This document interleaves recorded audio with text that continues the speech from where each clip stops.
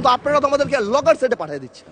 আপনার এখানে যারা বসা, আমার মাননীয় প্রধানমন্ত্রী কত বছর এক্সাইল, পাশে আমাদের মাননীয় এলজিআরডি মন্ত্রী কয়বার জেল খেটেছে, তার পাশে আমির খসরু সাহেব একসাথে জেলে ছিলাম, তার পাশে সালাউদ্দিন সাহেব কতদিন বিদেশে ছিল, এমন একটা ভাব কত বছর বিদেশে ছিল।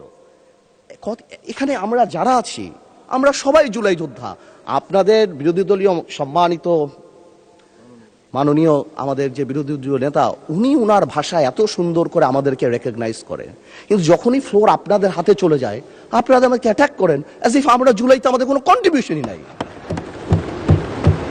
একদিন এক ভাই দাঁড়িয়ে বলল, গতকালকে সম্মানিত সংসদ সদস্য দাঁড়িয়ে বলল যে আমাদের এখান থেকে বলা হয়েছে এই আন্দোলনের সাথে আমাদের সম্পৃক্ততা নাই। অফকোর্স আমরা এই কথা বলেছি because it was politically correct. We never wanted to give it a political face. আমরা চাচ্ছিলাম ছাত্র আন্দোলন বা যেই কোটা আন্দোলন হচ্ছিল ওইভাবে যাক।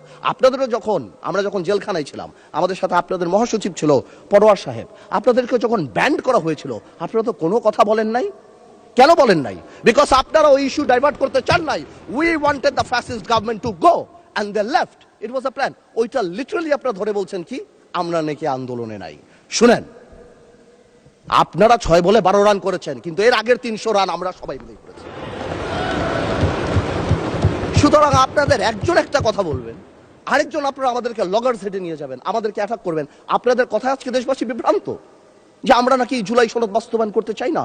অফকোর্স উই ওয়ান্ট জুলাই সনদ, আমরা চাই না বাস্তবায়ন।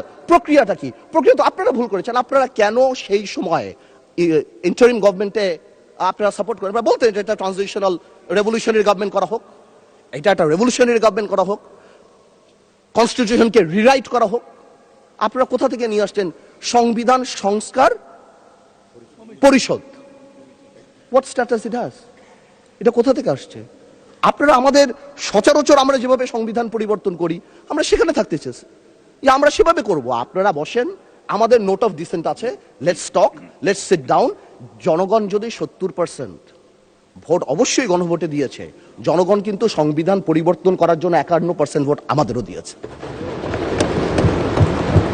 তো সেটাও তো গণভোট, অফকোর্স গণভোট। এই যে আপনারা অনেকে বলেন অবৈধ, আমি অবৈধ বলতে চাই না, ইটস টু হার্শ, রিগরাস, বাট এটা সত্যি।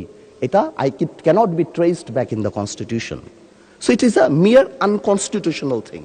আপনারাই তো বলছেন অবৈধ, আমি তো ইলিগাল বলতে চাই না, বিকজ এই গণভোট আমরা চেয়েছি is a gesture of ours যে we want to involve the people of the country, আমরা জনগণকে সম্পৃক্ত করতে চেয়েছি।